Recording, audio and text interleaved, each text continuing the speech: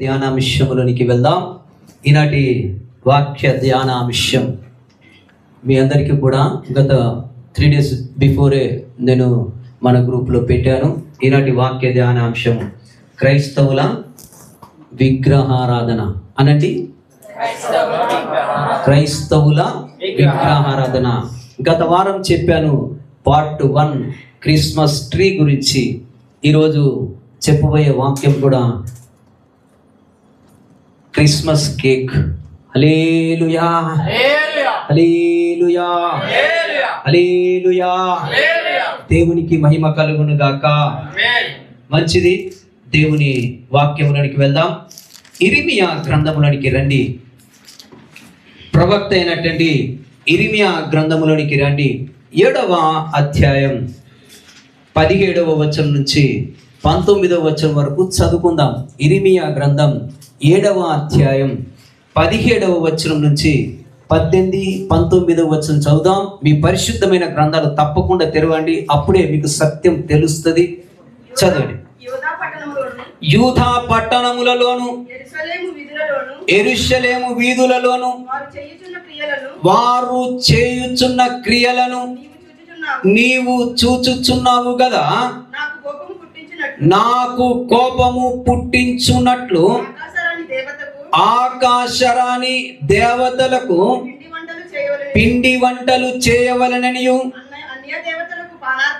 అన్య దేవతలకు పానార్పణములు పోయవలననియు పిల్లలు కట్టెలు ఏరుచున్నారు, తండ్రులు అగ్ని రాజబెట్టుచున్నారు, స్త్రీలు పిండి పిసుకుచున్నారు. నాకే కోపము పుట్టించున్నంతగా వారు దాన్ని చేయుచున్నారా? తమకే అవమానము కలుగునంతగా చేయుచున్నారు కదా. ఇది యెహోవా వాక్కు. హల్లెలూయా. ప్రార్థన చేసుకుందాం. పరిశుద్ధుడైన మా తండ్రి, వాక్యమయున్న మా యేసు, నీ పరిశుద్ధమైన నీ శ్రేష్టమైన నామాన్ని బట్టి స్తుతిస్తున్నాము తండ్రి.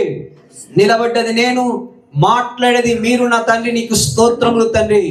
నన్ను మీరు మరుగు చేయండి ప్రభు. మీ స్వరముని వినిపించుమని ప్రార్థిస్తున్నాను తండ్రి. నేను మాట్లాడితే ఎవరికి ప్రయోజనకరం ఉండదు తండ్రి. మీరు మాట్లాడమని ప్రార్థిస్తున్నాను ప్రభా. అయా, నా హృదయములో పెట్టినటువంటి మాటలే నీ ప్రియ పిల్లలకు తెలియజేయాలని ఆశతో ఉన్ననైనా నీకు స్తోత్రం చెల్లిస్తున్నాను. ప్రతి మాట సూటిగా నీ బిడ్డలతో మాట్లాడమని ప్రార్థిస్తున్నాను ప్రభా. నీ వాక్యము నన్ను బ్రతికించదని సెలవిచ్చిన ప్రభు. అయ్యా, నీ మాటనే మమ్మల్ని బ్రతికిస్తుంది నైనా నీకు స్తోత్రం.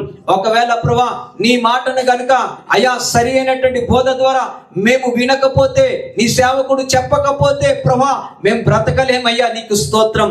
మేము బ్రతకాలంటే నీ వాక్యము సూటిగా మాట్లాడమని ప్రార్థిస్తున్నాను ప్రభా. వినగల మనస్సు ప్రతి ఒక్క బిడకు దయచేయండి ప్రభు. ప్రతి హృదయాన్ని మీరు తెరవండి.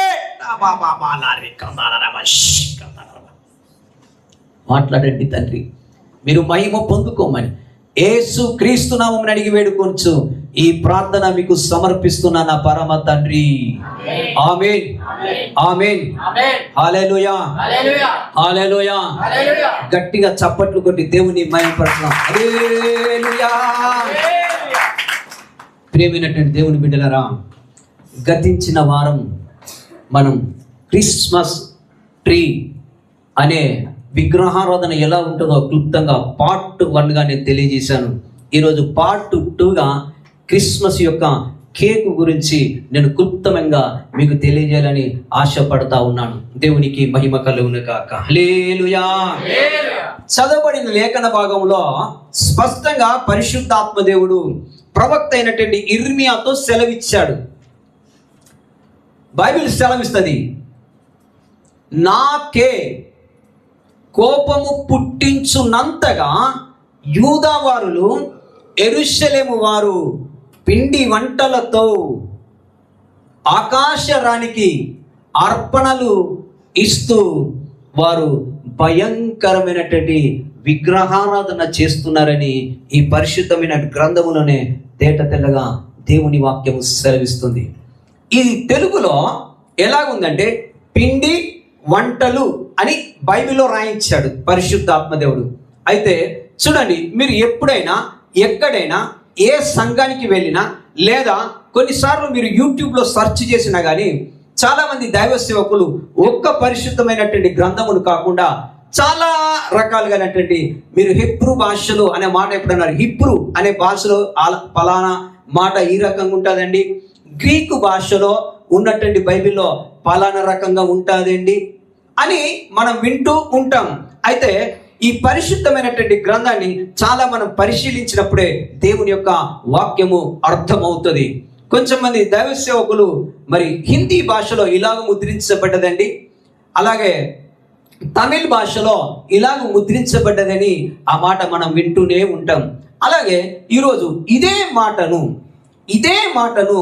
ఇంగ్లీష్ బైబిల్లో మనము చూచినట్టుంటే, ఇదే ఇర్మియా గ్రంథములో మీరు ఇంగ్లీష్ బైబిల్లో మన మధ్యలో ఉన్నటువంటి స్వార్థికులు రవి గారు చదువుతారు.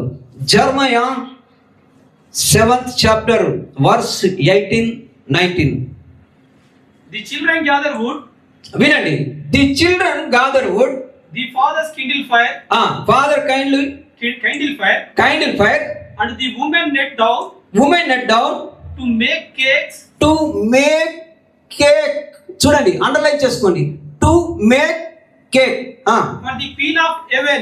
అబ్బా for the queen of haven. అంటే దీనికి అర్థమైంది, ఇంగ్లీష్ బైబిల్లో ఏమని రాసిండు, ఆకాశరాణి. క్యూన్ అనగా ఆకాశరాణి, రాణి అని అర్థం.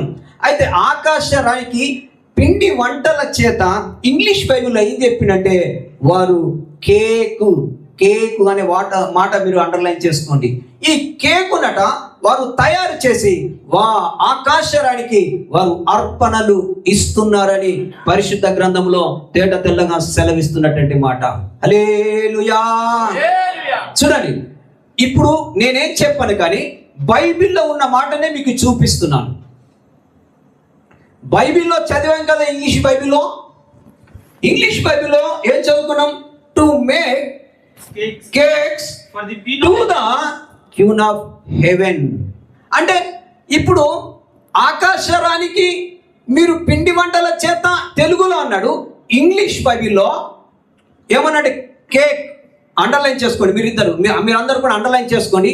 ఏది కూడా నా స్వంత జ్ఞానం నేను ఉపయోగించాను, కానీ ఈ పరిశుద్ధమైనటువంటి గ్రంథములో నుంచే మాటలు మనకు దేవుడు సూటిగా ఈరోజు మాట్లాడబోతా ఉన్నాడు. నేను మొట్టమొదటిగా పరిశుద్ధ గ్రంథమును చదివాను, కానీ నాకు ఏమాత్రం కూడా అర్థం కాలేదండి. తరువాత నేను ప్రభువుని అన్నాను, అయ్యా ఇన్ని రోజులు ఈ పరిశుద్ధ గ్రంథం అంతా చదివి తిని, కానీ నాకు ఎప్పుడు కూడా అర్థం కాలేదయ్యా అని నా ప్రభు సన్నిధిలో ఆయన పాదాలు పట్టుకొని నేను అడిగినప్పుడు నాకు దేవుడు తెలియజేసింది ఏంటంటే, రోజు ఒకే ఒక్క అధ్యాయం చదువు, ఆ ఒక్క అధ్యాయమే నా పాదాల ముందు పెట్టి నువ్వు ప్రార్థించినట్టయితే అందులో నుంచే నేను నీతో మాట్లాడతానని చెప్పాడు. హల్లెలూయా. ఒక్క అధ్యాయము నేను మొదలుపెట్టి తీసుకొని ప్రభు దగ్గర పెట్టి ప్రార్థన చేస్తున్నాను. నాకు 7 సంవత్సరాలు పట్టిందండి ఈ బైబిల్ చదవడానికి. ఈరోజు చాలా మంది సేవకులు చెప్తారు, నేను సంవత్సరానికి 20 సార్లు చదువుతాను, నేను సంవత్సరానికి 10 సార్లు చదువుతానని చెప్పేసి. నేనన్నా, ప్రభా నాకైతే ఈ మాటలు అర్థమవుతలేదయ్యా, నీ యొక్క పరిశుద్ధమైన గ్రంథాన్ని నేను ఎప్పుడు ఆచరించలే, కానీ ఇప్పుడు నీ పాదాల యొద్ద కొత్తున్నానయ్యా. ఒకప్పుడు నిన్ను ఎరగని బిడ్డనే ఈరోజు నాతో మాట్లాడతాను, నువ్వు పిలుచుకున్నావు ప్రభా. ఎప్పుడు కూడా నేను బైబిల్ ట్రైనింగ్ చేయని వ్యక్తిని కదా ప్రభా, నేను ఎలా ఈ బైబిల్ చెప్పాలని ప్రభు దగ్గర అడిగినప్పుడు నాకు తెలియజేసింది ఏంటంటే, నేను నీతో మాట్లాడాలంటే రోజు ఒక అధ్యాయం నా పాదాల దగ్గర పెట్టు, నేను అందులో నుంచే నీతో మాట్లాడతాను. హల్లెలూయా. ఈ రోజుకి దగ్గర 220 ప్రసంగాలు రాసి పెట్టానండి. దేవుడు మనతో మాట్లాడాలి. ఎవరో చెప్పింది తీసుకొచ్చి డౌన్లోడ్ చేసి వాక్యం చెప్పుడు కాదు. ఎందుకనగా కొలస్సీలు రాసిన పత్రికలో ఏమంటారంటే, మొదటి అధ్యాయం 18వ వచనంలో సంఘము ఆయన శరీరం అన్నాడు, శరీరమునకు క్రీస్తు శిరస్సు అని వాక్యం సెలవిస్తుంది. అంటే ఇప్పుడు మనం వాక్యం చెప్పాలంటే ఎక్కడికి వెళ్ళి డౌన్లోడ్ చేసుకోవాలా? క్రీస్తు అనే శిరస్సులో నుంచి మనం డౌన్లోడ్ చేసుకుంటే దేవుని వాక్యం అద్భుతంగా మనతో మాట్లాడతాడు. హల్లెలూయా, హల్లెలూయా. గట్టిగా చప్పట్లు కొట్టి దేవుని మహిమపరచు. గట్టిగా చప్పట్లు కొట్టి దేవుని మహిమపరచు. చూడండి, ఈ మాట బైబిల్లో నుంచి చూపించాను. కేకు అనేది ఒకటి విగ్రహారాధన. ఈరోజు చాలా మంది క్రైస్తవ జీవితంలో తెలియని విగ్రహారాధన చేస్తూ ఉన్నారు. ఈరోజు సూటిగా పరిశుద్ధాత్మ దేవుడు మనతో మాట్లాడును గాక. ఆమేన్. రండి, కొరింథీయులకు రాసినటువంటి మొదటి పత్రిక, కొరింథీయులకు రాసినటువంటి మొదటి పత్రిక అపోస్తలుడైన పౌలు గారి ద్వారా కొరింథీ సంఘంతో వాక్యం ఏమని సెలవిస్తుందో ఒకసారి మనం చూద్దాం. 10వ అధ్యాయం 19-20 వచనం చదువుకుందాం. 10వ అధ్యాయం 19-20. ఇక నేను చెప్పునదేమి అండర్లైన్ చేసుకోండి. విగ్రహార్పితములో ఏమైనా ఉన్నదాని అయినను, విగ్రహములలో ఏమైనా ఉన్నదానైనను చెప్పేదనా? లేదు. లేదు గాని ఇక్కడ అండర్లైన్ చేసుకోండి. అన్యజనులు అర్పించు బలులు దేవునికి కాదు. అబ్బా, అన్యజనులు అర్పించు బలులు దేవునికి కాదు, దయ్యములకే అర్పించుచున్నారని చెప్పుచున్నాను.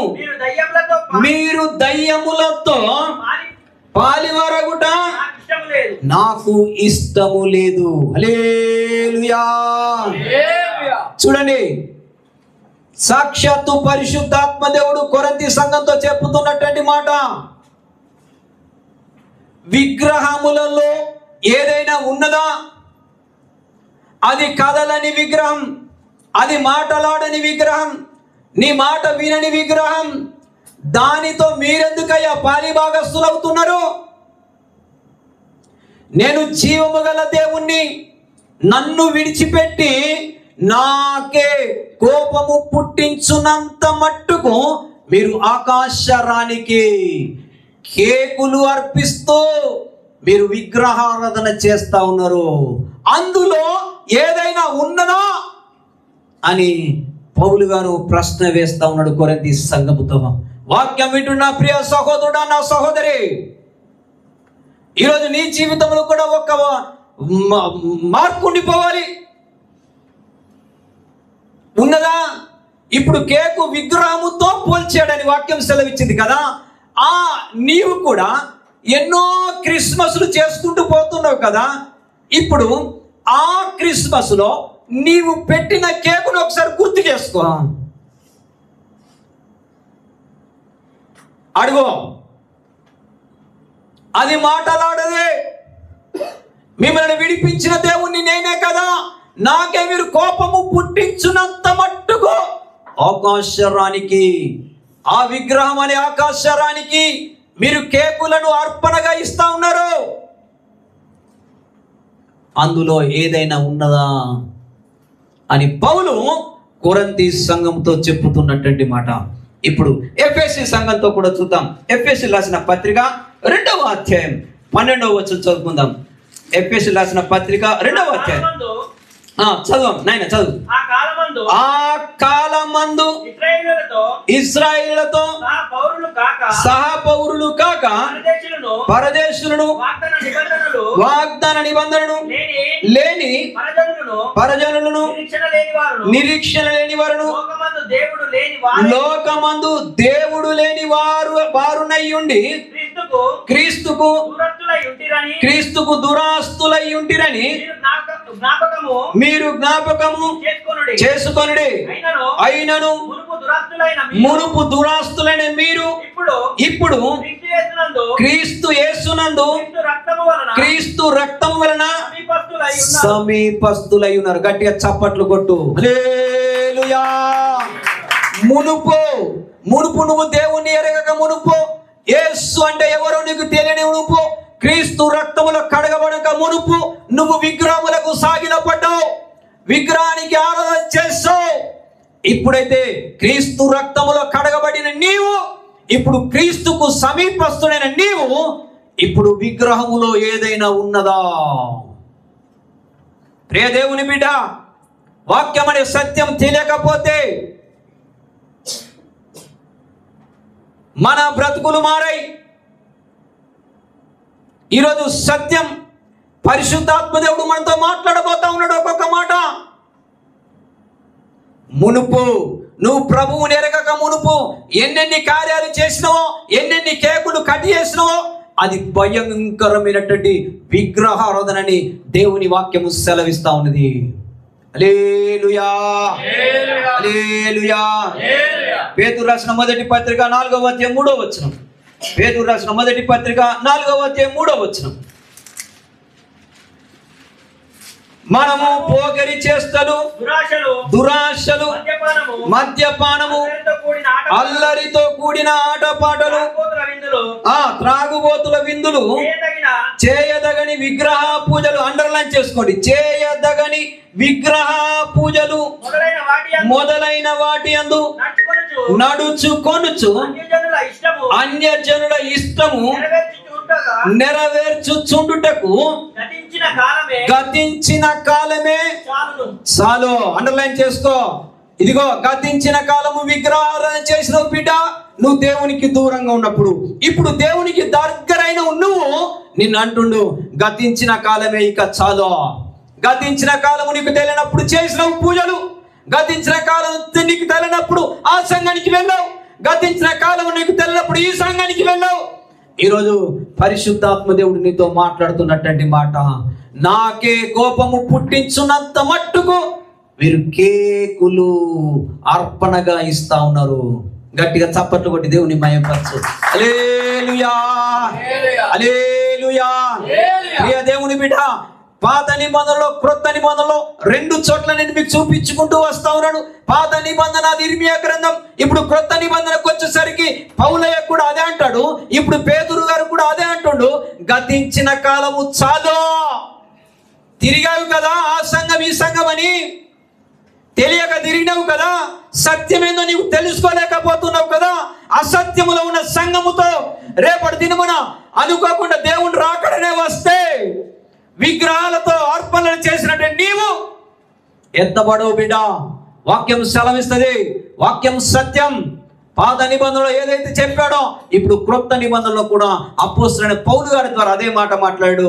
ఇప్పుడు పేతురు గారితో కూడా అదే మాట్లాడుతూ ఉన్నాడు. విగ్రహారాధన దేవునికి ఏయం, విగ్రహారాధన ఆయనకి ఇష్టం లేదు. గతించిన కాలము చాలు బిడ్డ. హల్లెలూయా, హల్లెలూయా. ఇప్పుడు ఈ విగ్రహారాధన చేసిన వాళ్ళు ఎక్కడ ఉంటారు? ఇది కూడా మీ క్రొత్త నిబంధనలు చూపిస్తాను. రండి, ప్రకటన గ్రంథం 21వ అధ్యాయం 8వ వచనం. ప్రకటన గ్రంథం 21వ అధ్యాయం 8వ వచనం. పిరికివారును, అవిశ్వాసులను, అసహ్యులను, నరహంతకులను, వ్యభిచారులను, మాంత్రికులను, విగ్రహారాధకులను, అండర్లైన్ చేసుకోండి, విగ్రహారాధకులను, అబద్ధికులందరూ అగ్ని గంధకములతో మండు గుండములో పాలు పొందుదురు. ఇది 2వ మరణం. ఇది 2వ మరణం. మొదటి మరణం మానవుడు భూమి మీద చనిపోతాడు. 2వ మరణం ఏందయ్యా అంటే విగ్రహారాధికులు, అబద్ధికులు, ఈ కోవలో ఉన్న వారందరూ కూడా పాతాళం అనే 2వ మరణం బిడ్డ. ఇది క్రొత్త నిబంధనలో నా ప్రభువైన యేసు క్రీస్తుల వారు చెప్పుతున్నటువంటి చివరి ప్రకటన. ఇదిగో, ఆ యొక్క మండుచున్న అగ్నిగుండంలో ఎవరుంటారయ్యా అంటే అందులో ఒకరిని చూపించాడు. వారు ఎవరయ్యా? వారు విగ్రహారాధన చేసి చనిపోయిన భక్తుల గురించి దేవుని వాక్యం సెలవిస్తా ఉన్నది. సంగమా, 2 చేతులు జోడించి మీకు చెప్తా ఉన్నాను, సత్యము ఎక్కడ ప్రతిష్ఠ చేయబడి దేవుని వాక్యము చెప్తాడు ఆ సంఘమును అనుసరించి నడవండి. కేకు ఇది భయంకరమైనటువంటి విగ్రహారాధన. ఈ విగ్రహారాధికులట మండుచున్న అగ్నిగుండములో ఉంటారు. ఆ రోజు నువ్వు అనొచ్చు, నీ నామములో నేను బాప్తిసం పొందుకున్నానయ్యా, నీ నామములో నేను మారు మనస్సు పొందుకున్నానయ్యా, మంచిదే.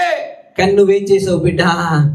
విగ్రహారాధన చేసావు కదా, విగ్రహారాధన నాకు ఇష్టం లేదు, నేను కదా నిన్ను విడిపించింది, నేను కదా నిన్ను నడిపించింది, నేను కదా నీలో ప్రాణం పెట్టి తిని, నేను నిన్ను తయారు చేస్తే నువ్వు విగ్రహాన్ని తయారు చేస్తా ఉన్నావు. ఆదికాండం 2:7 దేవుని వాక్యము సెలవిస్తుంది, దేవుడైన యెహోవా నేల మంటితో నరుణ్ణి సృజించి వాని నాసికారంధ్రములో జీవవాయువు ఊదగా నరుడు జీవాత్మ అయితే ఇప్పుడు ఈ నరుడు ఏం చేస్తున్నట్టే ఇప్పుడు కేకులు తయారు చేస్తూ దాని ముందు సాగిల పడతా ఉన్నాడట. నేను నిన్ను చేస్తే నువ్వు బొమ్మను చేస్తున్నావు బిడ్డ, అది మాట్లాడదయ్యా, దానికి నువ్వు సాగిల పడతా ఉన్నావు. నేను నీతో మాట్లాడే దేవుడను, మోసేతో మాట్లాడినా, ఇర్మియాతో మాట్లాడినా, సమూయేలుతో మాట్లాడే దేవుణ్ణి చూపించు బిడ్డ. ఆ రోజు భయంకరమైనటువంటి 2వ మరణం తప్పించుకోలేవు. ఆ 2వ మరణం నుంచి తప్పించాలంటే దేవుని వాక్యం సెలవిచ్చింది, భూమి మీద ఉన్నప్పుడు ఏ విగ్రహమునకు మీరు సాగిలా పడకూడదు. ఇది దేవుని మాట సత్యం.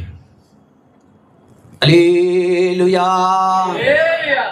ఇక ఈ క్రిస్మస్ ఆరాధన వచ్చేసరికి ఇప్పుడు వస్తుంది కదా, నెక్స్ట్ మంత్ క్రిస్మస్ పండుగ మన క్రైస్తవులకు పెద్ద పండుగ. ఇప్పుడు ఏం చేస్తారు, కేక్ రావాలి సంఘానికి. దీనికి మళ్ళా సంఘాలలో కమిటీ వేస్తారు. క్రిస్మస్ వస్తుంది కదా, సంఘములో పెద్దలను నిలబెట్టండి. మరి ఏమేం చేయాలి ఆ కార్యక్రమంలో? ఒక చెట్టు కొనాలి, ఇంకేం చేయాలి, కేక్ కొనాలి. ఇవి ఉంటేనే మనకు క్రిస్మస్ ఆరాధన. ఇప్పుడు రానే వచ్చింది క్రిస్మస్ పండుగ, జనాలందరూ కూడా పోగైపోయారు. ఇప్పుడు క్రిస్మస్ కేకు పట్టుకొచ్చి ముంగట పెట్టాలి. ముంగట పెట్టి దానికి ఒక ఆయనని పిలుస్తారు. పిలిచి, అయ్యా ఈ కేకుకు మీరు ప్రార్థన చెయ్యండి. మీరు విన్నారు ఎక్కడైనా? చాలా చోట్ల వినే ఉంటారు, నేనే విన్నాను.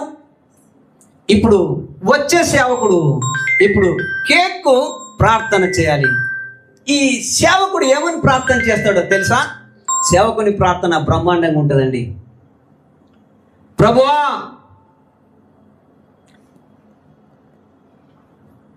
ఈ కేకులో ఉన్న మాధుర్యం నీ వాక్యమునకు సాదృశ్యంగా ఉందయ్యా.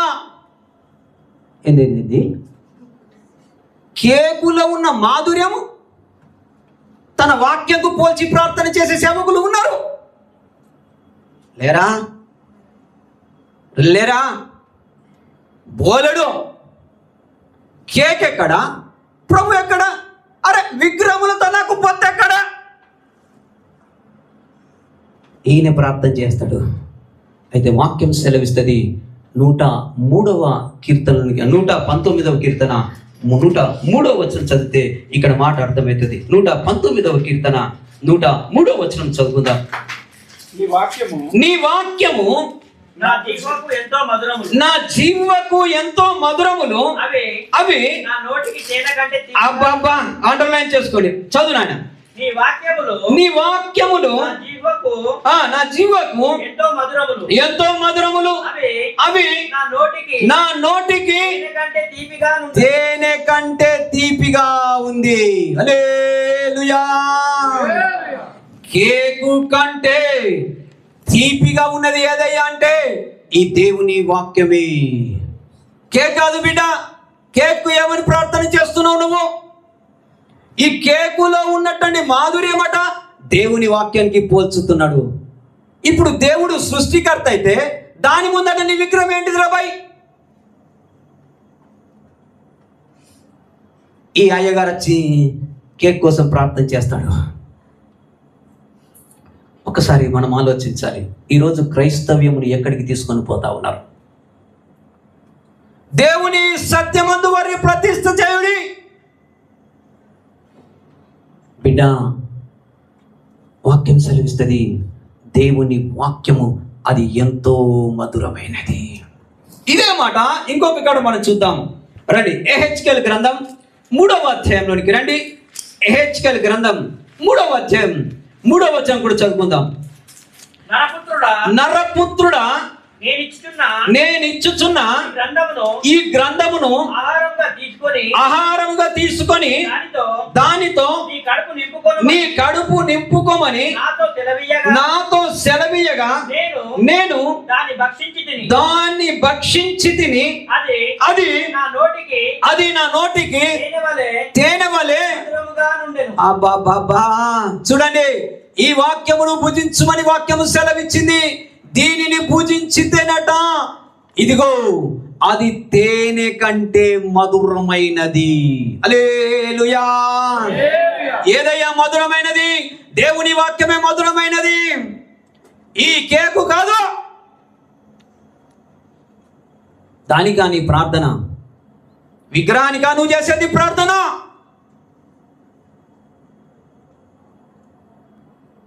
కాకమ్మ కబుర్లు చెప్పి సంఘమును సర్వనాశనం చేస్తున్న దైవ సేవకులు ఉన్నారు బిడ్డ. అది కాదు, సత్యం ప్రకటించు. అది భయంకర విగ్రహారాధన కేకని వాక్యం సెలవిచ్చింది.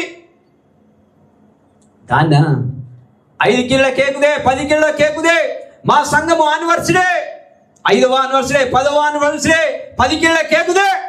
దాన్ని మేము భుజిస్తాం. అయితే వాక్యం సెలవిచ్చింది అది కాదు బిడ్డ. భుజించేది దేవుని వాక్యం. దీన్ని భుజించు. వాక్యము దేవుడై ఉన్న దేవుడు, ఆ దేవుడే వాక్యమై ఉన్నాడు. దీనిని భుజించితే నీ నోరు బాగుగా తెరువుము. కీర్తనల గ్రంథం 81:10 అంటాడు, నీ నోరు బాగుగా తెరువుము, నేను నీ నోరు నింపుతా. వాక్యముతో నింపే దేవుడు ఉండగా కేకులతో నింపుతానంటావు నోరు. నీ వాక్యము జుంటె తేనె కంటే మధురమైన కేకు. అది కాదయ్యా, దేవుని వాక్యం మధురమైనది. నోరు తెరువు. కేక్ కొరకు నోరు తెరవకు, వాక్యం కొరకు నోరు తెరువు. ఆయన నీ నోరు నింపుతానని దేవుని వాక్యం సెలవిచ్చింది. హల్లెలూయా, హల్లెలూయా. ఇంకొక ఆయన వస్తాడు, ఈ ప్రార్థన అయిపోతుంది. ఇంకొక అయ్యగారు వస్తాడు, లేదా స్థానిక పాస్టర్ గారే ఉంటాడు. ఇప్పుడు ఆయన ప్రార్థన చేస్తాడు, లేదా ఇచ్చిన దైవ సేవకుడు ఏ ప్రార్థన చేస్తాడు. ఆయన ఏమని ప్రార్థన చేస్తాడు తెలుసా? నా దగ్గర ఒక వీడియో ఉన్నది, అందుకే నేను గట్టిగా చెప్పగలుగుతున్నా ఈ మాట. ప్రభువా, నీ యొక్క ఆత్మ ఈ కేకు మీదికి దిగివచ్చునుగా అని ప్రార్థన చేస్తా ఉన్నాడు. చూడండి, కేక్ ఎక్కడ, ఆయన ఆత్మ ఎక్కడండి? అంటే విగ్రహాల మీదకి ఆత్మ దిగి రావాలట. ఇప్పుడు ఎక్కడికి దిగి రావాలయ్యా? తన వాక్యము చెప్తుంది ఏంటంటే, మీరు అపోస్తల కార్యం 2వ అధ్యాయం మొదటి 4 వచనాలు కనుక మీరు చదివినట్టుంటే, అక్కడ దేవుని ఆత్మ ఎవరి మీదకి దిగి వచ్చిందంటే 120 మంది పెంతెకోస్తు పండుగ దినమున వారు ప్రార్థించినప్పుడు కనిపెట్టి వారి మీదకి దిగి వచ్చెను అని వాక్యం సెలవిస్తుంది. అరే, ఆత్మ మనుషుల మీదకి దిగి రావాలి కానీ కేకుల మీదకి ఏంద్రపై దిగి వచ్చు? నాకు అర్థం కాదు. కేక్ మీదకి రావాలి ఆత్మ. నశించిపోతున్న ఆత్మ, పరిశుద్ధాత్మ పొందుకోవాలి. దిగి వచ్చేవాడు పరిశుద్ధుడు, ఎత్తబడే సంఘం పరిశుద్ధుడై ఉండాలి. ఆ ఆత్మ మనం పొందుకోవాలంటే గతించిన కాలం చాలు మీరు చేసిన విగ్రహారాధన. మీరు ఆత్మ పూర్ణులై ఉండు, నా ఆత్మను పొందుకోండి, కనిపెట్టి ప్రార్థన చేయండి. ప్రియదేవుని బిడ్డ, నేను 2 చేతులు జోడించి మీకు చెప్తుంది ఏంటంటే, అలాంటి కార్యక్రమాలు మీరు ఇన్వాల్వ్ కాకండి. నేను చాలా మందికి చెప్తా, ఈరోజు 4 సంవత్సరాల నుంచి మనం సంఘాన్ని స్థాపించి ఏ రోజు కూడా మన సంఘంలో మనం కేక్ కట్ చేయలేమండి. నాకుంటది ఆశ, మీకున్న పుట్టినరోజులు ఒక్కొక్క ఇంట్లో భార్యది కావచ్చు, భర్తది కావచ్చు, 2 పిల్లలు 3 పిల్లలు ఉంటే కనీసం సంవత్సరానికి 4 లేదా 5 బర్త్డేలు చేయొచ్చు. మీకు నేను కేకు తెచ్చి కోపిస్తే కనీసం నాకు ఎంత తక్కువైనా 50 రూపాయలనే కానుక పెడతారు, లేదా 100 అన్న కానుక పెడతారు. ఇప్పుడు నేను ఎంత లాస్ అవుతున్నా మీ వల్ల? నేను డబ్బుల కొరకు నేను పరిగెత్తా. ఎందుకంటే మీకున్నది ఆశ, కానీ అయ్యా ఎందుకు కట్టి ఎత్తులేడో, పలానా సంఘంలో కట్టి ఎత్తున్నారు. ఈరోజు నేను క్లుప్తంగా మీకు తెలియజేస్తాను ఈ మాటలు. నాకు కూడా ఉంటుంది. మీ కొరకు కేక్ తెప్పించుకుంటే నాకు వస్తుంది కానుక, నేను కోల్పోతలేనా, నేను లాస్ అవుతలేనా మీకు తెలుసు. అయినా డబ్బులు ముఖ్యం కాదు. దేవుని బిడ్డను పరలోక రాజ్యం నడిపించడే ముఖ్యం. హల్లెలూయా, గట్టిగా చప్పట్లు. హల్లెలూయా, హల్లెలూయా. రండి, ఈ సమయంలో మత్తయి సువార్త 28వ అధ్యాయం 19వ వచనం చదువుదాం. మత్తయి సువార్త 28వ అధ్యాయం 19వ వచనం. కాబట్టి మీరు వెళ్ళి సమస్త జనులను శిష్యులుగా చేయుడి. తండ్రి యొక్కయు కుమారుని యొక్కయు పరిశుద్ధాత్మ యొక్కయు నామములోనికి వారికి బాప్తిస్మం ఇచ్చుచు. చూడండి, తండ్రి యొక్కయు కుమారుని యొక్కయు పరిశుద్ధాత్మ నామములో ఏమన్నాడు? బాప్తిస్మం అన్నాడు. ఇప్పుడు ఈ కేక్ కటింగ్ ఏం చేస్తాడు గుర్తున్నా? ఇప్పుడు కేక్ కత్తి పట్టుకొని తండ్రి యొక్కయు కుమారుని యొక్కయు పరిశుద్ధాత్మ నామములో ఈ కేక్ కట్ చేయించున్నాము తండ్రి. అబ్బా, దేవుడు ఏం చెప్పిండ్రా నాయనా నీకు? తండ్రి యొక్కయు కుమారుని యొక్కయు పరిశుద్ధాత్మ నామములో ఒక మనిషికి బాప్తిస్మం ఉన్నాడు. తండ్రి యొక్కయు కుమారుని యొక్కయు పరిశుద్ధాత్మ నామములో ఒక మనిషిని ఆశీర్వదించమన్నాడు. కానీ ఈ కేకు నాను కట్టేది తండ్రి కుమార పరిశుద్ధాత్మ నామంలో. ప్రియ దేవుని బిడ్డ, నాకే కోపము పుట్టించునంత మీరు ఈ కార్యములు చేయిస్తున్నారు అని దేవుని వాక్యం సెలవిచ్చింది. అయితే ప్రియ దేవుని బిడ్డ, కేకును కాదు మనం దీవించాల్సింది తండ్రి యొక్కయు కుమారుని యొక్కయు పరిశుద్ధాత్మనామంలో మీరు దీవిస్తున్నాను, వీరిని ఆశీర్వదిస్తున్నాను. అది ప్రభు కోరుకున్నాడు. కానీ ఈ కేకుల మీదకి ఏంటిదరా బాబు? దేవునికి మహిమ కలుగును గాక. హల్లెలూయా. అయితే ఈ కార్యక్రమం ఎవరు చేస్తారు? కీర్తనల గ్రంథం 26వ అధ్యాయం 4వ వచనం చదువుకుందాం. కీర్తనల గ్రంథం 26వ అధ్యాయం 4వ వచనం. అబ్బా, పనికి మాలిన వారితో. చూసారా, దావీదు ఏమంటుండు? పనికి మాలిన వారితో నేను సాంగత్యము చేయను. ఇవన్నీ చేస్తాడు ఎవడై అంటే వాడు నిజంగా పనికి మాలిన వాడే. ఎందుకు ఈ మాట చెప్తున్నట్టే, ఒకప్పుడు మనం పనికి మాలిన మనలను ఆయన తనకు పాత్రగా మార్చుకున్నట్టండి. నీవు తిరిగి మరలా దేవునికి కోపము పుట్టించుచున్నారని వాక్యము సెలవిచ్చింది. ఎవరయ్యా ఈ కార్యక్రమాలు చేసేది అంటే వారు పనికి మాలిన వారు. అయితే పనికి మాలిన వారితో నాకు సాంగత్యము అక్కర్లేదు దావీదు అంటుండో. దేవునికి పనికొచ్చే పాత్ర కావాలి. నా సంఘాన్ని సత్యంలోనికి నడిపించండి. విగ్రహములతో నాకు పొత్తెక్కడా? ఈ కార్యక్రమం చేస్తున్నారే, ఈ కార్యక్రమము కేకును పెట్టుకొని మీరు కటింగ్ అని, ప్రార్థన అని, ఆత్మ అని దానికి దిగిరావాలని చేస్తున్నారే, ఇది మీరు చేసే పనికి మాలిన పని. ప్రియ దేవుని బిడ్డ, పరిశుద్ధ గ్రంథం నుంచి ఒక్కొక్క మాట మీకు చూయించుకుంటూ వస్తా ఉన్నాడు. ఏది కూడా నా నోటితో కానీ నా మనస్సుతో కానీ ఏది కూడా నేను చెప్పదలుచుకోలే. అది భయంకరమైనటువంటి విగ్రహారాధన అని దేవుని వాక్యం సెలవిచ్చింది. దేవునికి స్తోత్రం కలుగును గాక. హల్లెలూయా.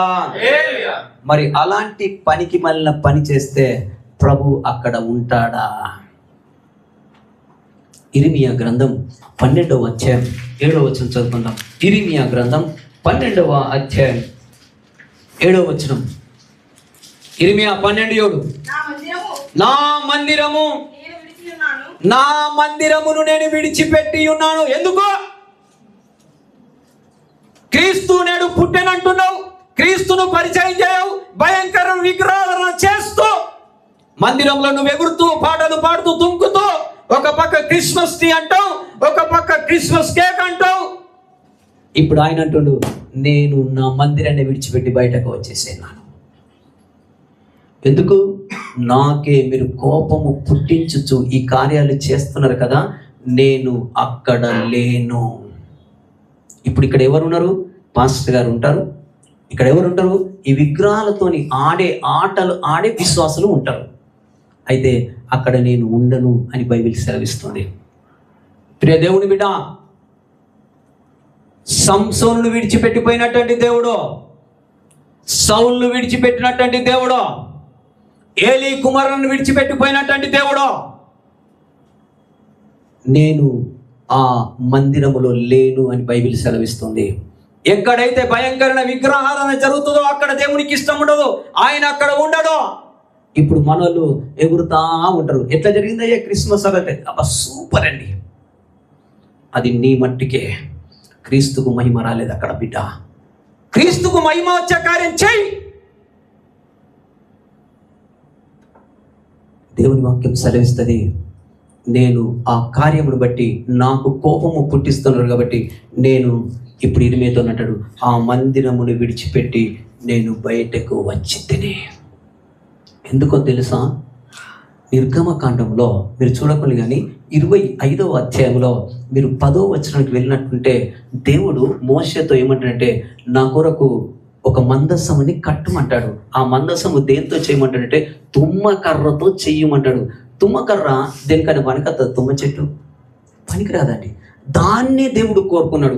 ఇప్పుడు నిన్ను నన్ను కూడా ఎట్లా కోరుకున్నాడంటే, పనికిరాని మనం పాత్రలమండి. రియల్గా పనికిరాని పాత్రలమైన మనలను దేవుని పాత్రగా మలుచుకున్నాడు.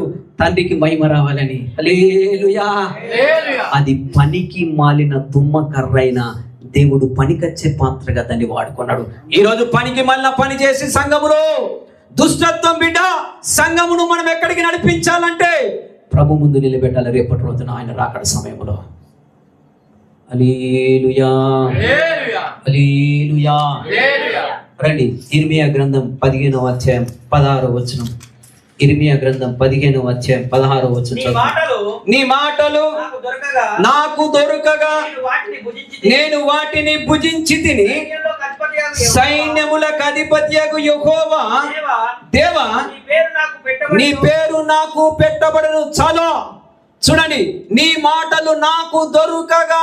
ఆ రోజు క్రిస్మస్ అండి, అనేకులను అన్యులను ప్రభు దగ్గరికి నడిపిస్తామయ్యా. నేడు రక్షకుడుగా యేసు భూమి మీద జన్మించిన దినమయ్యా. రండి అని మనం ప్రజలను తీసుకొని వచ్చినప్పుడు వచ్చిన మనిషికి ఇది కాదు నువ్వు చూపించేది క్రిస్మస్ ట్రీ, ఇది కాదు కేకు చూపించేది.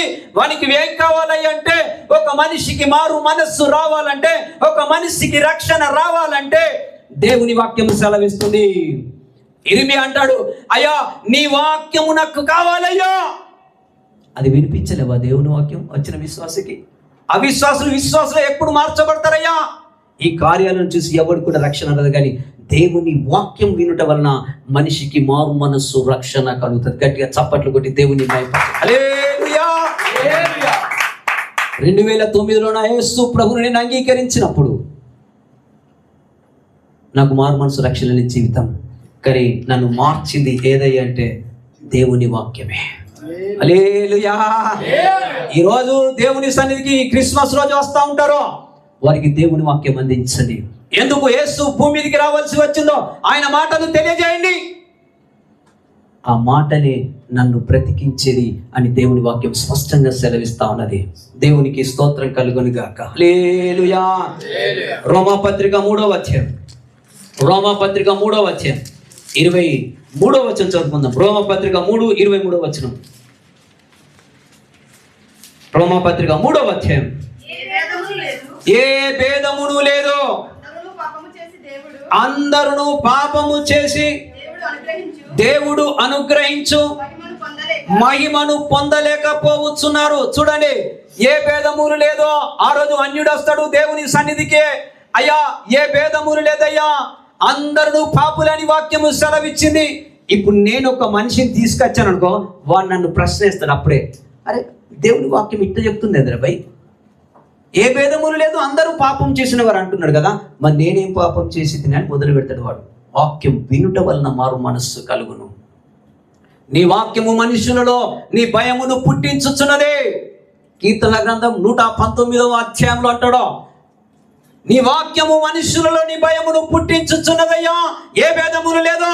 ఆ రోజు అన్యుడు వచ్చినప్పుడు దేవుని వాక్యం వినిపించు, వానికి మారు మనస్సు కలుగుతుంది, వానికి రక్షణ కలుగుతుంది.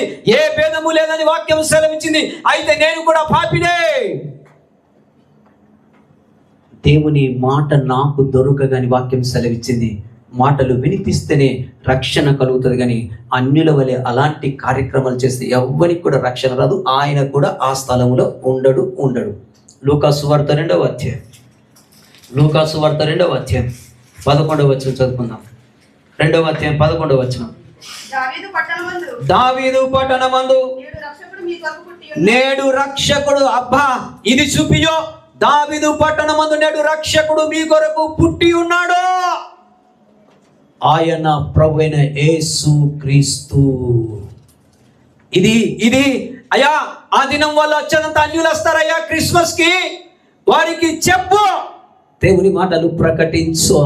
ఆ మాటలు ఏంటిదయ్యా అంటే, నేడు దావీదు పట్టణమందు రక్షకుడు మీ కొరకు పుట్టి ఉన్నాడు. ఎందుకయ్యా ఆయన పుట్టి ఉన్నాడంటే, భూమి మీద పుట్టిన ప్రతి ఒక్కడు నీతిమంతుడు కాదని వాక్యం సెలవిచ్చింది. నీతిమంతుడైన యేసు ఒక్కడే రక్షకుడుగా భూమి మీదకి పుట్టాడయ్యా. ఆయన రక్తంలో కడగబడాలయ్యా. ఆయన సర్వమానవాళి పాపాలు కడగజేందుకే ఆయన రక్షకుడుగా భూమి మీదకి ఉదయించిండు. ఇది తెలియజేయలేవా? ఈ మాట తెలియజేయలేవా?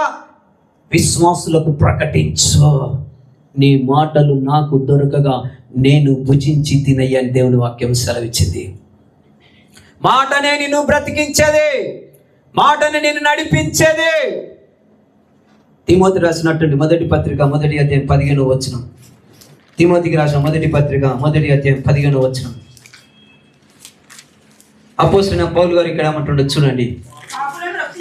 పాపులను రక్షించుటకు క్రీస్తు యేసు లోకమునకు వచ్చెను. ఎందుకయ్యా అతడు రక్షకుడుగా భూమి మీదకి వచ్చాడు? అతడు పాపులను రక్షించేందుకు. అపోస్తలుడైన పౌలు రోమా సంఘంతో చెప్పాడు కదా, ఏ భేదము లేదు, అందరూ పాపము చేసిన వారే. ఈ పాపం నుంచి విమోచన కావాలంటే, ఈ పాపం నుంచి రక్షణ కలగాలంటే ప్రభువైన యేసు క్రీస్తు ప్రవక్తల వాగ్దానము నెరవేర్చిండు.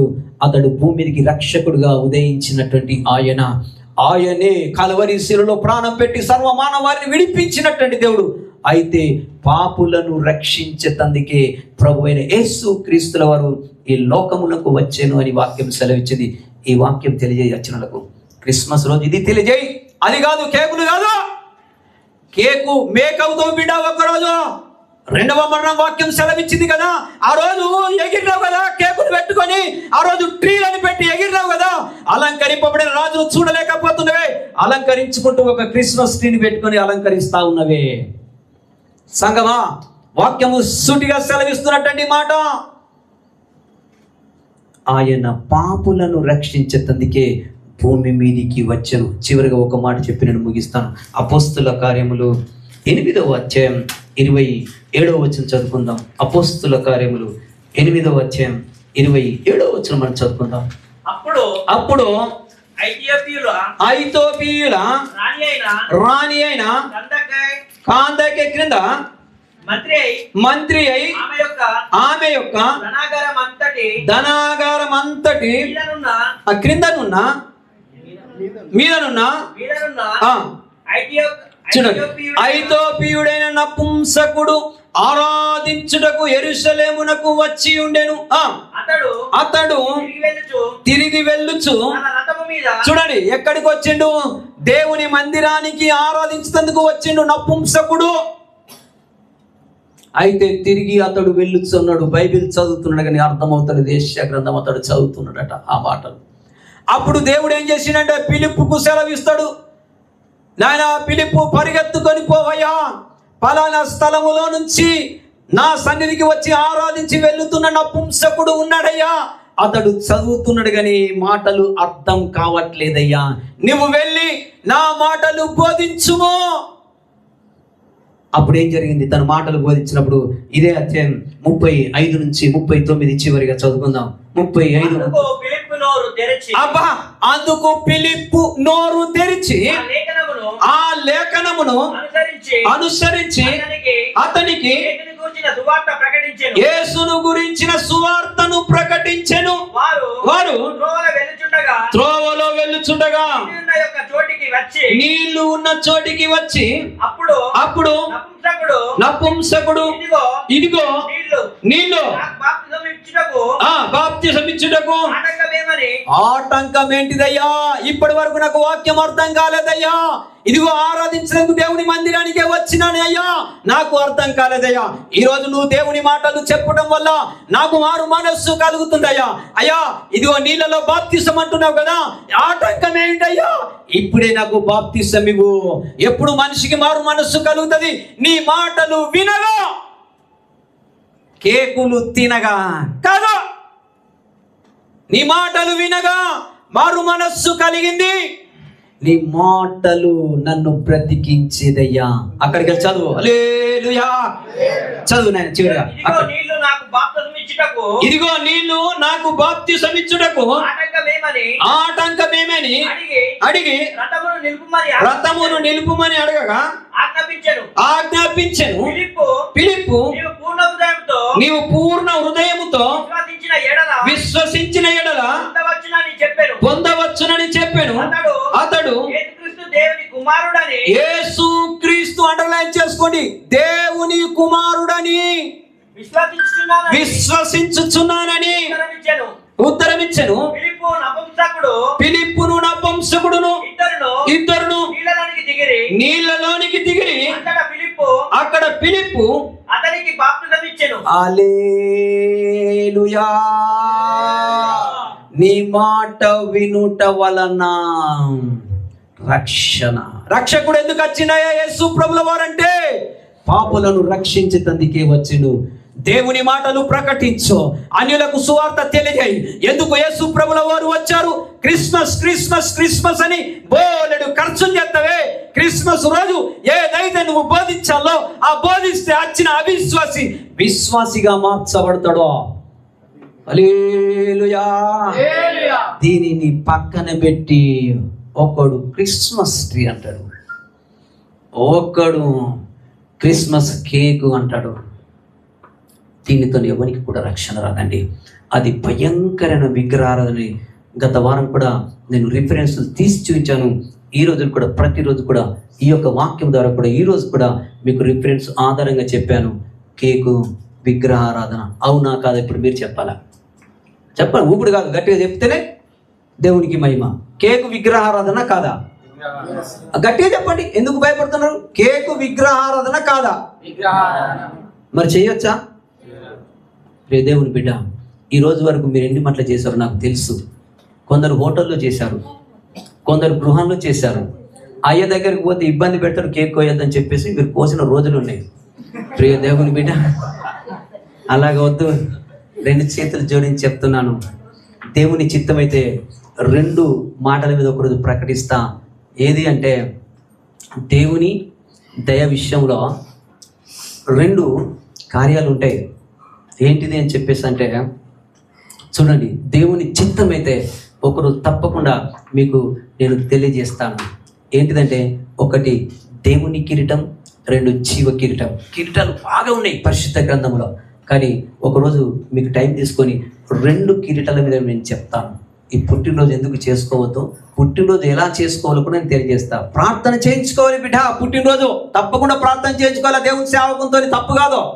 కానీ నువ్వు చేస్తున్నటువంటి ఈ క్రియలునే నాకే కోపము పుట్టించినంతగా ఈ కార్యములు చేస్తున్న దేవుని వాక్యం సెలవిచ్చింది. వద్దు. దేవునికి మహిమ రావాలని ద్వారా నా మహిమ నిమిత్తమే నిన్ను పుట్టించి తిని భూమి మీద వస్తుందని ద్వారా మహిమ, నాకు మహిమ రావాలయ్యా అని బైబిల్ చెప్తే వీడు క్రిస్మస్ ట్రీ అని పెడతాడు, వీడొకడు క్రిస్మస్ కేక్ అని పెడతాడు. బైబిలే మీకు సూటిగా ఈరోజు పరిశుద్ధ గ్రంథం నుంచే ప్రతి మాట కూడా మీకు నేను తెలియజేశాను. ప్రియ దేవుని బిడ్డ, వాక్యము ఆధారం లేకుండా ఏది కూడా ఏ రోజు మీకు చెప్పాను. ఈరోజు కూడా వాక్యం ద్వారా మీకు చూపించి చెప్పాను. ఏది చేస్తావో ఇక నువ్వు చేయి. ప్రభు వాక్యానికి నువ్వు అంగీకరించి లోపడతావో వాక్యమును అంగీకరించు. కొద్ది మాటలు దేవుడు దీవించి ఆశీర్వదించును గాక. చిన్న ప్రార్థన చేసుకుందాం.